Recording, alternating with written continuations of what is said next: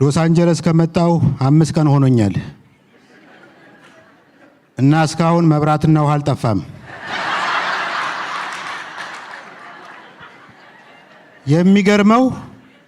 የሚገርመው መብራት ጠፋ የሚለው ቃል ራሱ በእንግሊዘኛ የለም።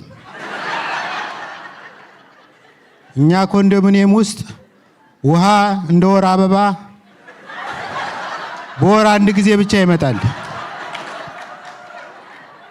አንዳንዴ ደግሞ እንደ ወር አበባ ጨርሶ የሚቀርበት አጋጣሚ አለ። እንዲያውም ሰሞኑን የዚህ ዝግጅት አቅራቢ ወንድማችን ይበልጣል ወደ ሎስ አንጀለስ ብንጋብዝህ ትመጣለህ ወይ ሲለኝ አይኔን አላሽም፣ እመጣና ለወዳጆቼ ወግ አቀርባለሁ፣ እግረ መንገዴንም ገላይን እታጠባለሁ የሚል ምላሽ ሰጠሁት። እዚህ እናቴ ዙሪያ ገባው ውሃ ነው። የታይታኒክን ፊልም ለመስራት ያባከኑት ውሃ ራሱ ድፍን አዲስ አበባን 50 ዓመት አያጠጣም። ሌላው የገረመኝ እዚህ ሀገር በቆየሁበት ቀናት ውስጥ 1 ቀን እንኳን ዶሮ ሲጮህ አልሰማሁም። ለካ የኢትዮጵያ ዶሮ ጧት የሚጮኸው እየራበው ነው።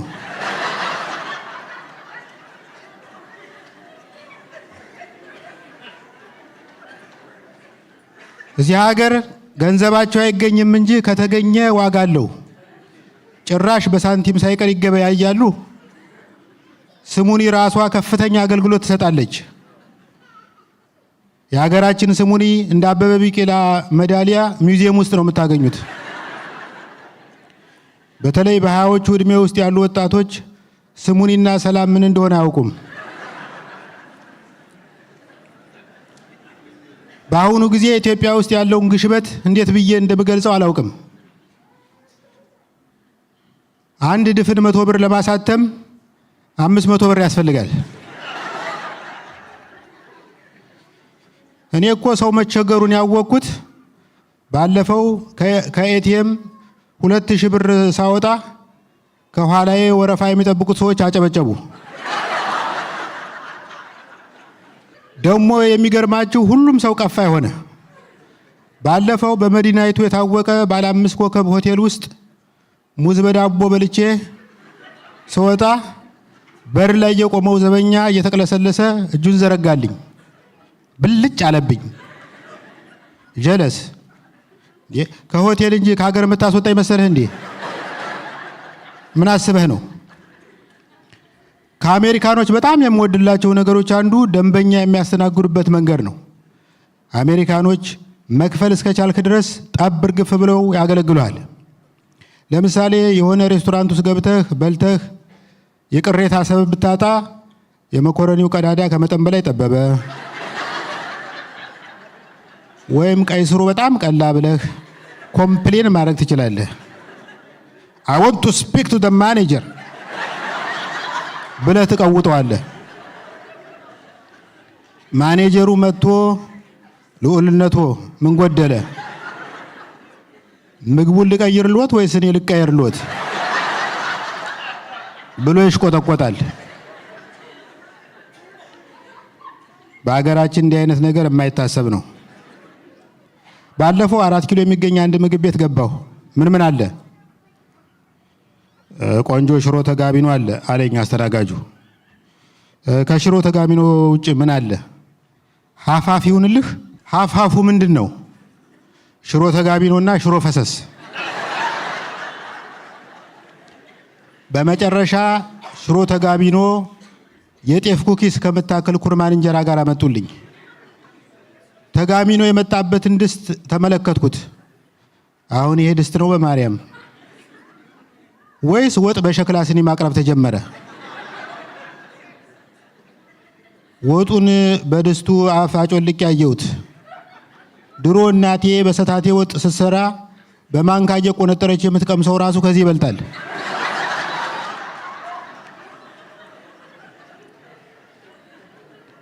ማኔጀሩን ጥሩልኝ ብዬ ቀወጥኩት። የምግብ ቤቱ ባለቤት እየኮራ እየተጀነነ መጣ። ማኔጀር ነህ አልኩት። ማኔጀር አስተናጋጅ የቀጠርነውም ግድ ሆኖብን ነው።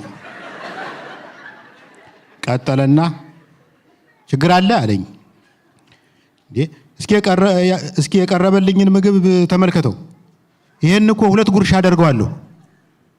ባለቤትየው ትክ ብሎ እያየኝ ምን አለ እና ይሄ የሚያሳየው እኮ የምግቡን ትንሽነት ሳይሆን የጉርሻህን ትልቅነት ነው።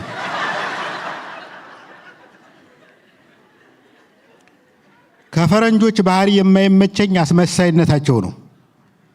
ሰውን ላለማስቀየም ትክክለኛ ስሜታቸውን አይገልጡም። እንዲያውም አንዳንዴ ሳስበው የፈረንጆችን ልብ ከማግኘት የጃፓኖችን ግሪን ካርድ ማግኘት ይቀላል። ከጥቂት ዓመታት በፊት እዚህ አሜሪካ ፔንሲልቬኒያ በሚባል ጠቅላይ ግዛት ፒትስበርግ በምትባል ከተማ ውስጥ እኖር ነበር። በከተማው ውስጥ የአበበ ቢቂላን ስታዲየም የሚያክል የቻይና ብፌ መሸጫ አዳራሽ አለ። $10 ከከፈልህ ቀኑን ሙሉ ስትበላ መዋል ትችላለህ። በልግስና የማይታሙት ቻይኖች ያንን የመሰለ ምግብ በዝቅተኛ ዋጋ እንዴት ሊያቀርቡልን እንደቻሉ እስካሁን ሊገባኝ አልቻለም።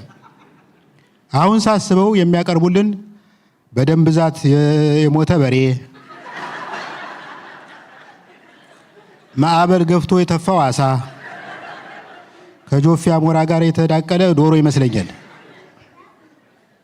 ከዚያ ቋሚ ተሰላፊ ሆኜ ስቀለብ ሰውነቴ እንደ ሩሲያ ሰራዊት ወደፊት እየገፋ ሲሄድ ይታወቀኝ ጀመር። ፈረንጅ ጓደኞቼ እንዴት ነኝ ስላቸው ዩ ሉክ ፋንታስቲክ ይሉኛል። አንደኛው ብቻ ዩ ሃቭ ፑት ሊትል እንደውም እሱ ያለ አልር ዌይት በማለት እንደተበላሸው ትንሽ ፍንጭ ሰጠኝ። ከጥቂት ቀናት በኋላ ከሚስቴ ጋር በቪዲዮ ኮል ስናወራ ውዴ ወፍር ያለው ስላት ወፍር ያለው ትላለህ? የሸራተን ወጥ ቀማሽ ራሱ እንዳንተ አልወፈረም አለችኝ። ሎስ አንጀለስ ውስጥ ዞር ዞር ስል ሌላው ያስተዋልኩት ነገር አገሩ አዛውንት ይበዛዋል። እንዲሁም አንዳንዴ እዚህ ሀገር መሞት በሕግ የታገደ ነው የሚመስለው። ለነገሩ እርጅናና የማጅራት ስጋ ለራስ አይታይም። ከጥቂት ወራት በፊት ታናሽ ወንድሜ ጋር ደወልኩና አጅሬው የሮፍናንን ኮንሰርት አንገባም ስለው በውቄ ሮፍናን እኮ በኮንሰርቱ ፖስተር ላይ የኔ ትውልድ ነው የሚለው፣ የኔ አባት አላለም።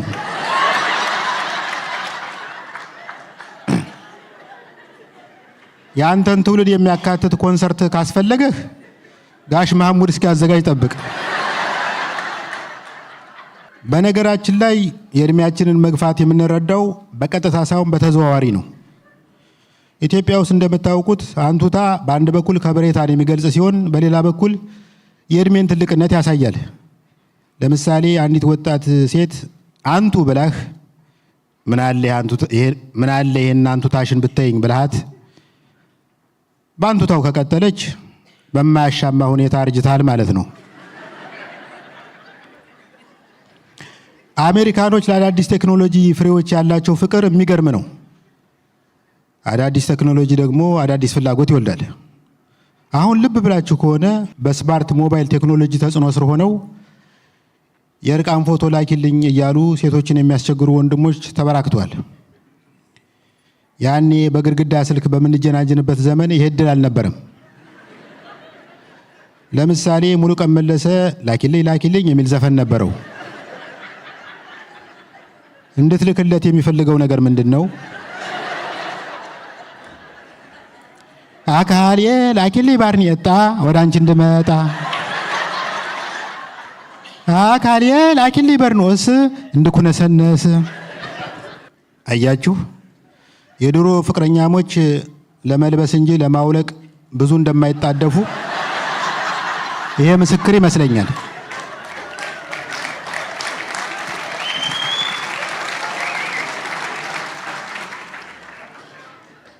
በነገራችን ላይ የወንዶችን ያክል ባይሆንም የእርቃን ፎቶ የሚጠይቁ ሴቶችም አይጠፉም። መቼም አታምኑኝም። ባለፈው አንዷ እርቃንህን ፎቶ ተነስተህ ላክልኝ አለች። ጉርድ ነው ይቁም።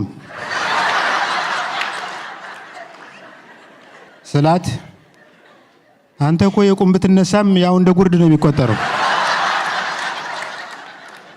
ግን ብልክልሽ ምን ልታደርጊው ነው ስላት ጨርቅህን ጥለህ ብታብድ ምን ልትመስል እንደምትችል ከወዲሁ ማወቅ ፈልጋለሁ።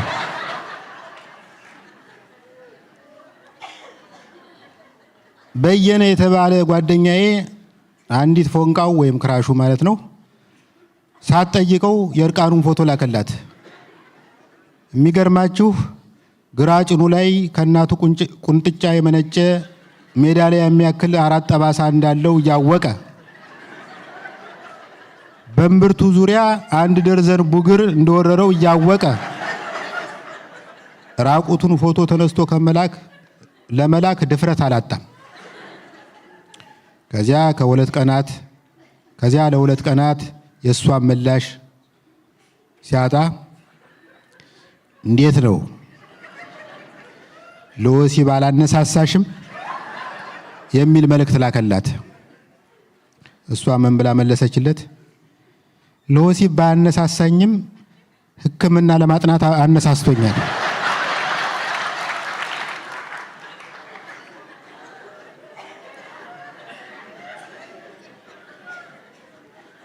ስለ ቴክኖሎጂ ካነሳን ላይ ቀር እዚህ ሀገር ፋሽን እየሆነ ስለመጣው ሮቦት ማውራት አለብን። ትዝ ይለኛል ድሮ የሆነ ጊዜ ላይ ከ4 ኪሎ ወደ መገናኛ ሚኒባስ ተሳፍረን እየሄድን አንድ ከገጠር የመጡ ሽማግሌ ተሳፋሪ ጮክ ብለው ወራጅ አለ ብለው ጮሁ። ባለ ታክሲው ግን የሽማግሌውን ጥሪ ቸል ብሎ ወደፊት መገስገሱን ቀጠለ። ሽማግሌው ቢጨንቃቸው ሾፌሩ ወርዷል እንዴ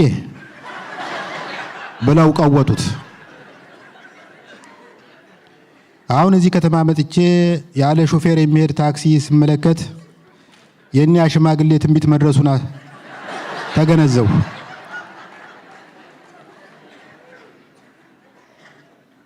የሚገርመው ይሄ ሾፌር አልባ ታክሲ ሰው በፍጹም አይገጭም።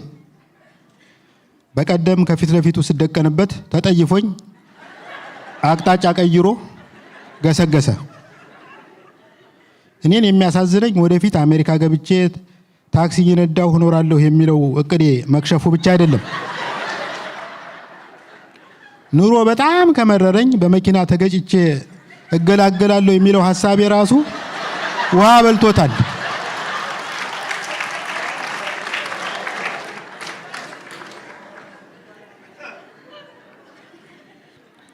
እዚህ ሀገር በጣም የወደድኩላቸው የከተማው ጸጥታ ነው።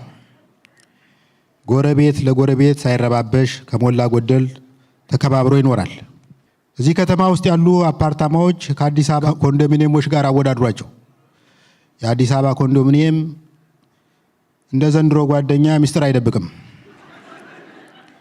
ባለፈው ጎተራ ኮንዶሚኒየም የሚኖረው አጎቴ የጎረቤቱን በር አንኳኳና እንዲህ አለ፣ ወንድማችን እንዴት ነህ? አመጣጤ እየረበሽከን ስለሆነ እንድታስተካክል ለመንገር ነው። የምን ረብሻ ነው የምታወራው? አለ ጎረቤትየው። ሲጀመር የኔ ድምፅ እንኳን ለጎረቤት ለራሴን በቅጡ አይሰማም። እርግጥ ነው ያንተ ድምፅ አይሰማም። ከወዲህ በተደጋጋሚ ያፈተለከ የሚወጣው ድምፅ ግን ከመረበሽ አልፎ እያናወጠን ነው። በ30 ደቂቃ ልዩነት ስታንደቀድቀው ልጆቻችን በጥሞና ማጥናት አልቻሉ። በተለይ ከገጠር የመጣች በሽተኛ እናቴም እንቅልፍ ባይኗ ዞሮ አያውቅም። እና ምን ልልህ ነው? ከቻልክ ላለመፍሳት ሞክር፣ ካልቻልክ ደግሞ ድምፁን መቀነስ ብትችል አሪፍ ነው። ጎረቤትየው በጣም ተናደደ። በገዛ ቤቴ መብት አይደለም እንዴ? ደግሞ በልቶ የማይፈሳለ? በእርግጥ ሁላችንም እንፈሳለን አላጎቴ፣ ግን እኛ ሽንት ቤቱ ስንቀመጥ ነው የምንፈሳው። ያንተ ትንሽ ለየት የሚለው ያለምንም ዓላማ መሆኑ ነው። ትንሽ ቆይቶ ጎረቤትየው አንገቱን ደፍቶ እንዲህ አለ፣ ምን ላርግ? ወድጄ መስሎህ ነው? ከደሞዜ ውስጥ 90% ለቤት ክራይ ከፍለዋለሁ። በተረፈው የአበሻ ጎመን፣ አደንጓሬ እና በሶ በርከት አድርጌ በመግዛት እመገባለሁ። በዚህ ምክንያት ሆዴ ውስጥ ከፍተኛ የጋዝ ክምችት ተፈጥሯል።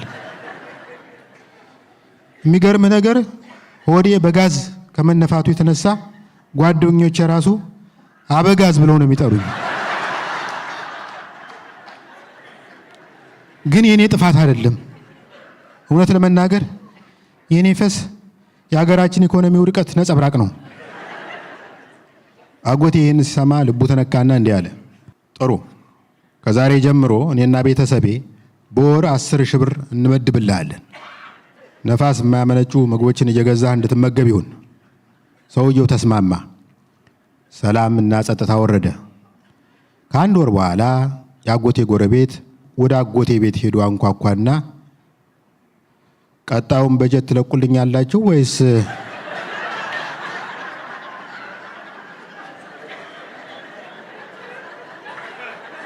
ወይስ ወደ ቀደመው ልማዴ ልመለስ? አጎቴም አሁን ግድግዳው ላይ ከሆላንድ የመጣ ድምፅ ማፈኛ ስለገጠምንለት እንደ ልብህ ማንዛረት ትችላለህ። በጣም አመሰግናለሁ።